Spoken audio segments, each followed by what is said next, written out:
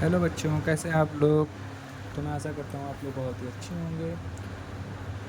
बच्चों, आज हम स्टार्ट करने वाले हैं हमारा क्लास 9 क्लास 9th, जिसका सब्जेक्ट है हमारा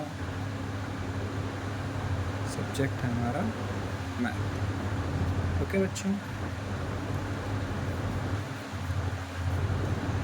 तो आज हम लोग इसका पहला चैप्टर स्टार्ट करेंगे।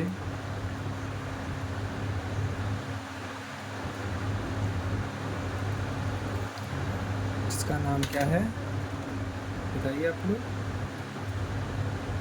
संख्या पद्धति, जिसे हम लोग इंग्लिश में क्या बोलते हैं, नंबर सिस्टम।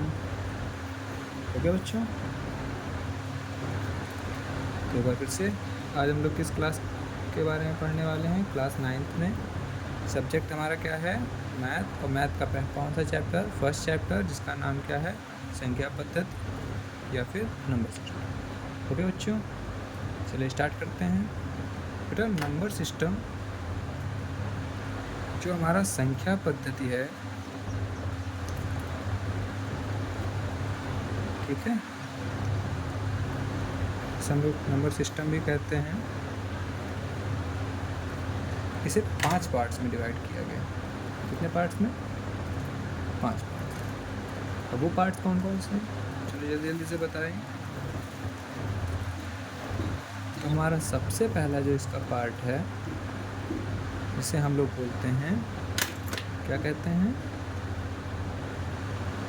प्राकृतिक संख्या। क्या कहते हैं? प्राकृतिक संख्या। इंग्लिश में क्या कहेंगे? Natural number. अब प्राकृतिक संख्याएं क्या होती हैं? आप लोग प्रकृति को जानते हैं। प्रकृति क्या है? हमारे आसपास की सभी चीज़ें। और प्रकृति में नंबर्स का यूज कैसे किया जाता है? चीज़ों को गिनने के लिए, ठीक है। तो चीज़ों को कैसे गिनते हो? 1 2 3 4 5 ऐसे ही गिनते चले जाते हो, और इसका कोई एंड तो होता नहीं है। किसी भी संख्या को कितना भी गिन सकते हैं हम लोग, क्यों? तो इसी प्रकार से आप लोग को समझ में आ रहा होगा प्राकृतिक संख्याएं कौन सी होती हैं, जो 1 से स्टार्ट होती हैं। तो प्राकृतिक संख्याएं कौन सी होती हैं, जो 1 से स्टार्ट होती हैं और इन्फिनिटी तक जाती हैं, मतलब उनका कोई एंड नहीं। तो संख्या पद्धति में पहला हो गया हमारा प्राकृतिक संख्या। दूसरा क्या है? तो दूसरा है पूर्ण संख्या। क्या? पूर्ण संख्या, जिसे हम लोग क्या बोलते हैं इंग्लिश में, होल नंबर्स, ठीक है। अब होल नंबर्स क्या होते हैं? अगर आप लोग ये जो हमारे नेचुरल नंबर्स हैं, जिसे हम लोग n से डिनोट करते हैं, और होल नंबर्स को w से डिनोट करते हैं, ये भी याद रखना है, ठीक है।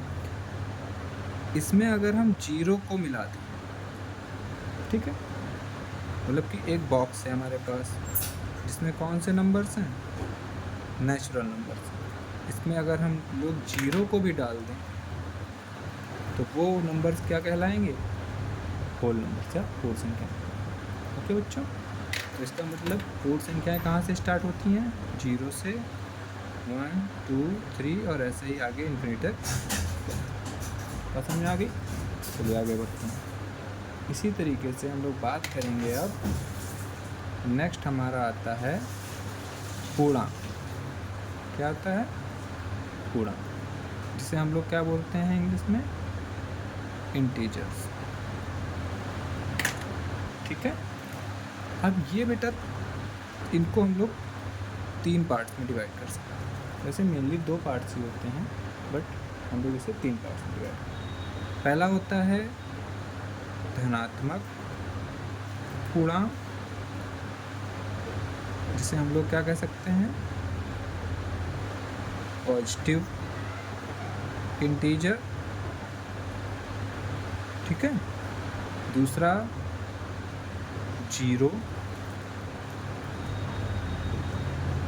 और तीसरा नेगेटिव पूर्ण। ठीक है, तीसरा क्या है? नेगेटिव इंटीजर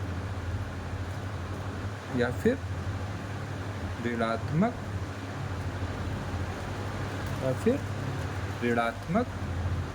पूर्ण। मतलब क्या हुआ? मतलब ये हुआ कि अगर पूर्ण संख्याओं में, पूर्ण संख्या कहाँ से स्टार्ट होती है? 0 से स्टार्ट होती हैं और इन्फिनिटी तक जाती हैं। इसी में अगर हम लोग माइनस वाले नंबर्स भी मिला दें, -1, -2, -3, ठीक है, तो उन्हें हम लोग उस बॉक्स को क्या बोलेंगे जिसमें ये भी मिला दिया जाएगा? उसे बोलेंगे पूर्णांक। बात समझ में आ रही है? तो पूर्णांक में कौन कौन से नंबर होते हैं? एक तो पॉजिटिव नंबर्स होते हैं, एक दूसरे नेगेटिव नंबर्स होते हैं, और उसके साथ साथ इसमें 0 भी होता है।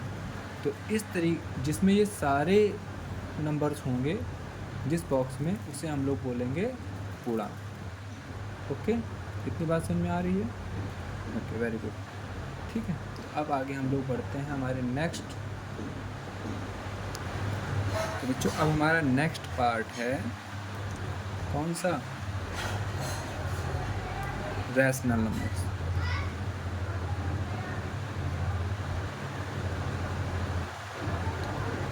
रैशनल नंबर को हिंदी में क्या कहते हैं? जल्दी बताओ। कहते हैं परिमेय संख्या। ठीक, परिमेय संख्या क्या होती हैं?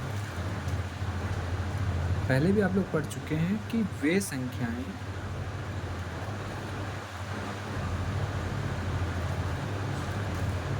जिन्हें P/Q के रूप में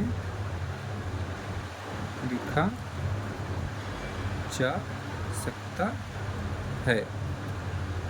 ठीक है, मतलब वे संख्याएं जिन्हें P/Q के रूप में लिखा जा सकता है, लेकिन यहाँ पर जो तुम्हारा Q है ये कभी भी 0 नहीं होगा। ठीक है, तो इस बात का आप लोग खास कर ध्यान रखेंगे। अब बात आती है कि इसका एग्जाम्पल क्या है। तो इसके एग्जाम्पल जैसे कि आप लोग देखते हैं 1/2, 3/5, हाँ, 7/8, ये सब क्या हैं? ये सब परिमेय संख्या हैं। ठीक है, देखिए किसी के भी नीचे 0 लिखा हुआ है? नहीं लिखा हुआ। ठीक है, अब बात आती है 0 लिख क्यों नहीं सकते? तो अगर आप किसी भी नंबर के अंदर 0 लिख देते हैं नीचे, तो वो कभी 0 से डिवाइड होगा ही नहीं, तो वो इनफाइनाइट बन जाता है। इस रीज़न से कभी भी किसी नंबर के अगर आप नीचे 0 किसी नंबर को आप अगर 0 से डिवाइड करते हो तो वो इन्फिनिटी तक होता है, मतलब उसका कोई वैल्यू ही नहीं आता है। इस वजह से किसी नंबर को 0 से डिवाइड नहीं किया जा सकता। तो बात समझ में आई? परिमेय संख्याएँ क्या होती हैं? ऐसी संख्याएं जिन्हें P/Q के रूप में लिखा जा सकता है और जिनका Q मतलब कि जो हमारा डिनोमिनेटर है या फिर जो हमारा हर है, ठीक है, अब हमें पता है ना, ऊपर वाला अंश होता है, न्यूमरेटर होता है, नीचे वाला हर होता है। तो हर कभी भी हमारा 0 के इक्वल नहीं होगा। ओके बच्चों, चलिए फिर आगे बढ़ते हैं। कितनी बात समझ में आ गई? अब हमारा नेक्स्ट नंबर है अपरिमेय संख्या, जिसे हम लोग बोलते हैं इर्रेशनल नंबर। क्या कहते हैं? Irrational number. अब ये कौन सी बला है? हिंदी में बोलते हैं अपरिमेय संख्या। अब अपरिमेय संख्याएं कौन सी होती हैं? तो अपरिमेय संख्याएं कौन सी होती हैं? आप लोगों ने अच्छा ये पढ़ा है ना, √2, √3, √5, ये सब पढ़ा है ना? पढ़ा है? यही हमारे होते हैं अपरिमेय संख्या। इनकी वैल्यू क्या होती है? 1.414 ऐसे इसकी क्या होती है 1.732 होती है, इसी तरीके इसकी भी होती है। ये कैसे निकालते हैं ये आगे हम लोग पढ़ेंगे अभी, ठीक है। अभी हम लोग कल इंट्रोडक्शन ले रहे हैं इनका, ठीक। तो एक चीज़ देखोगे कि ये नंबर्स क्या होते हैं, ये नंबर्स कैसे होते हैं, ये कभी भी इनका कोई एंड नहीं होता, और प्लस ना ये रिपीट करते हैं, ठीक है।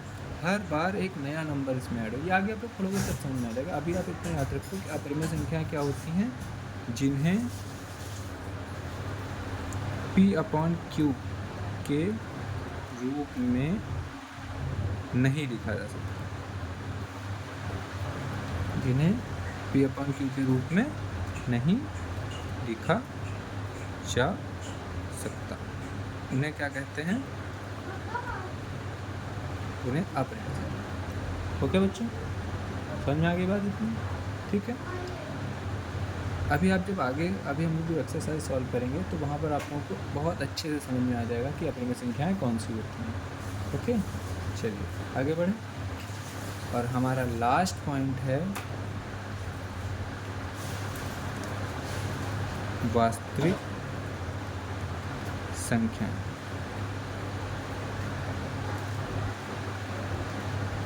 ठीक है, रियल नंबर्स। अब वास्तविक संख्या किसे कहते हैं भैया? वास्तविक संख्याएं वे संख्याएं होती हैं जिसमें हमारे रैशनल नंबर्स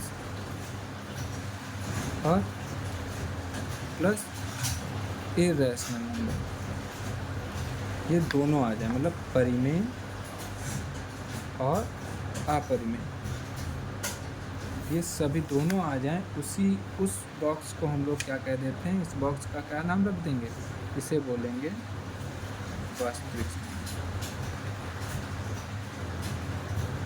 ठीक, एक बॉक्स है हमारा जिसमें परिमेय संख्याएं भी हैं और अपरिमेय संख्याएं भी हैं, इस बॉक्स को हम क्या बोल देंगे, ये आपको समझने के लिए हम बता रहे हैं कि हमारा एक बॉक्स है, इसमें हमने परिमेय संख्याएं भी डाल दी और अपरिमेय संख्याएं भी डाल दी, तो उसे क्या बोल देंगे, बस। ठीक है, मतलब ऐसे भी समझ सकते हो कि वो बॉक्स जिसमें सभी संख्याएं आ जाएं, प्राकृतिक संख्याएं, पूर्ण संख्याएं, पूर्णांक, परिमेय, अपरिमेय, वो बॉक्स हमारा क्या कहलाएगा, वो बॉक्स हमारा कहलाएगा वास्तविक संख्या का। ठीक है, समझ में आ गया? आगे बढ़ें। तो संख्या पद्धति को इन्हीं 5 पार्ट्स में अभी डिवाइड किया। इसके अंदर और भी पार्ट्स हैं जो धीरे धीरे आप लोग पढ़ते रहें। ओके, थैंक यू बच्चों। लेक्चर पसंद आए तो लाइक करें, सब्सक्राइब करें और अपने दोस्तों से भी शेयर करें। बाय।